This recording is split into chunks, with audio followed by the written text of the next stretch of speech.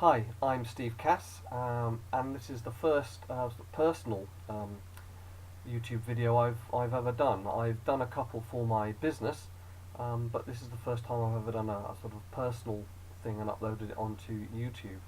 Over the last 12 months or so, I've got increasingly interested in um, philosophy and psychology, and how this affects people and how this affects people's politics. And so much so that I'm actually going to do an Open University course which combines philosophy and psychology, which I'll start later this year. So I just wanted to start having a think about different aspects and just sort of talking out loud really and getting people's views and feedback. Um, and I saw over the new year a Facebook post which was one of these posts which gives you a whole list of do's and don'ts for life, which are always quite interesting because of course on social media you can never go into proper detail on this stuff, so it's all very high level, and I thought I'd just go through a few. There's 27 of these, but panic not. I'm not going to talk about all 27 here. I'm going to break them down into much smaller chunks and do a series of these little videos. They won't last, well, the shortest one will be 2 minutes, and I think the longest one will be 4 or 5 at the absolute most, so I don't want to take up too much of your time, but I think this will be helpful for my university course when I start it, and I'd be happy to have your feedback either via Facebook direct message or on YouTube comments.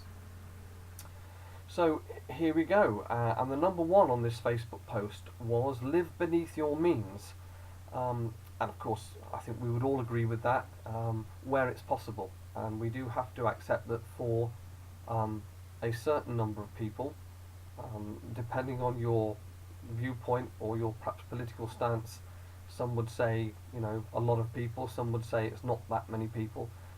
It's not that easy to live beneath your means, but you know, certainly if you can, saving for a house and certainly saving for your retirement is vital, particularly these days when occupational pension schemes are not as good as they were, you know, in previous decades, much less generous than they used to be, certainly when I first started work, and the state pension, you know, barely keeps pace with inflation. So if I teach my kids just two things financially, it will be these. Always have a slush fund, which you forget about but is there for a real emergency, and it's got to be more than, you know, 200 or 300 quid. I mean, make it as big as you can afford to make it, essentially. It certainly needs to be some kind of four-figure sum. And also, the second thing would be always, whenever you can, save at least 10% of your net salary. So that's after tax and national insurance has been taken off. At least 10% of your net salary you should do your best to save whenever you can.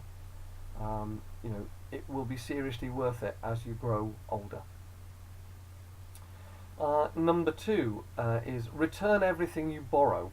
Well, of course, I mean, I think obviously, putting aside the fact that if you don't it's technically theft, it shows respect for the person who kindly lent you the thing, not to just forget about it, but to give it back.